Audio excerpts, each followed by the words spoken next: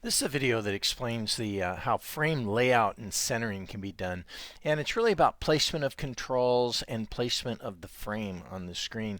Really difficult to demonstrate in an example using code because it only happens when you use the pack statement. It pushes everything to the center, and so by using these different placement controls, it really only is viewable in a larger program. So there will be times when you might want to center text inside of a text field, or you might want to make a button a little bit bigger, or make an area a little bit bigger, or do the alignment. And so I'm going to talk about these, and I'm going to show you one-line samples, but you really can't see it in the program until you need it.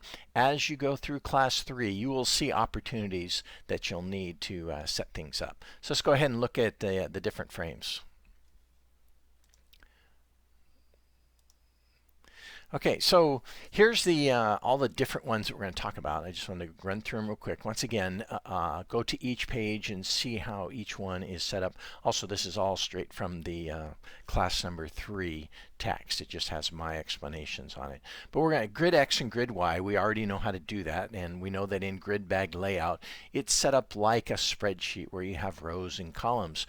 X will be the columns and Y are the rows.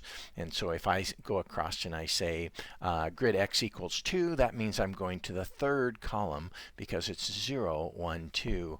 All right, and then the same thing with the grid Y right here is that the third row would be 2. 0, 1, 2. Always start from 0. Now, grid height and grid width don't mean the height and width of each of the different cells. Instead, it means like row span and call span, if you're familiar with HTML, and in a table where you can span several different rows or you can span several different columns. And so that is grid height and grid width.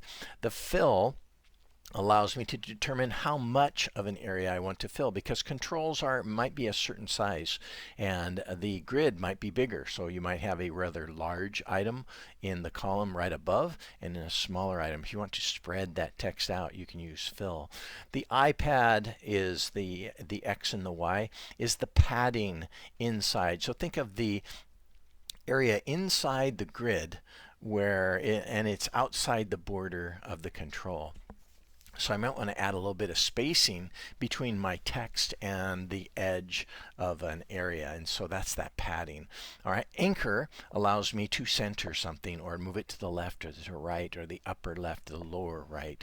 And in insets, the very last one at the bottom is where I can set a kind of a border. It's a lot like the iPad and the pad X and the pad Y, but it's outside that area. So let's take a look at each one of these as we go through. Okay, so here is the ones that we already know, and then of course in this case we have the fill. Oh, I had the wrong one here. Here we go.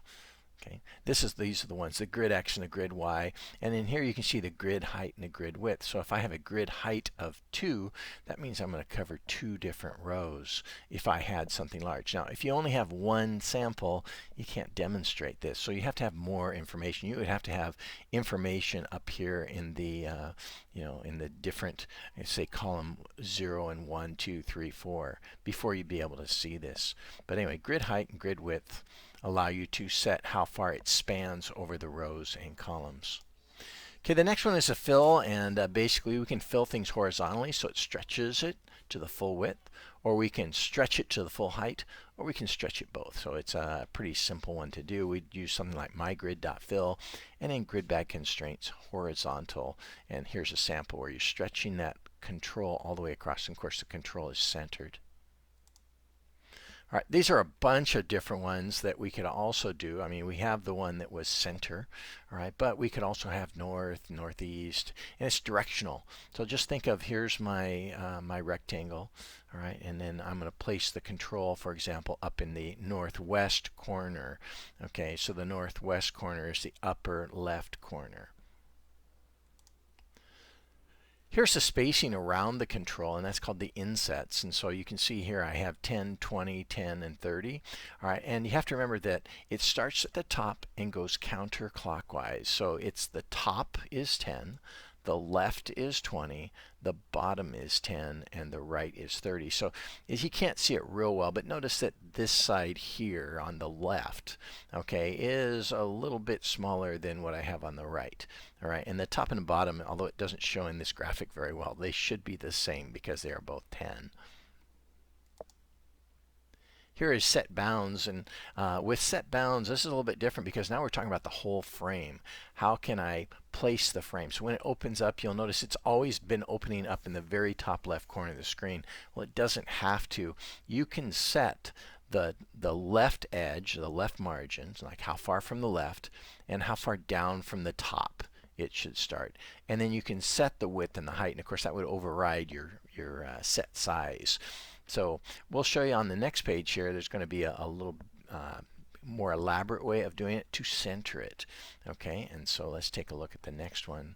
Here we have how to center a frame on the screen.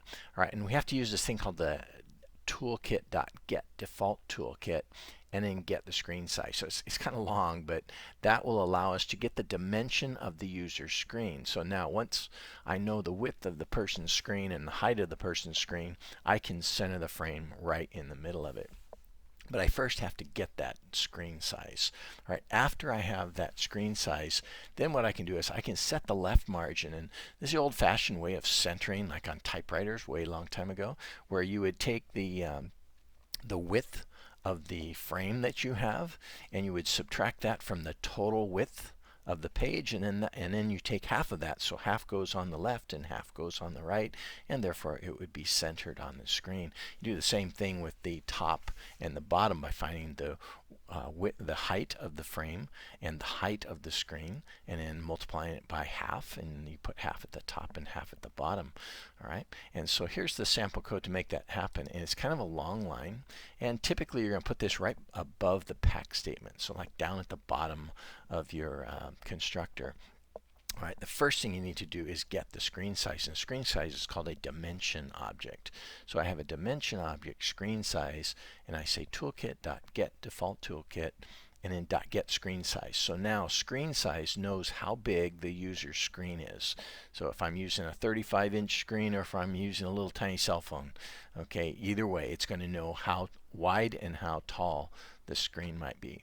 Then I'm going to use set bounds, and set bounds, remember, has 4 parts to it, and it's hard to decipher it here, but you'll notice the little commas here. So the first part of this right here, this first part is setting the left edge, and the way I set the left edge is I will take the screen width minus the width of the frame, okay, and that gives me all the space outside of the frame, and I'm going to take half of that space outside the frame and set that as my left margin. Of course, because I'm multiplying by a decimal, I've got to make it an integer.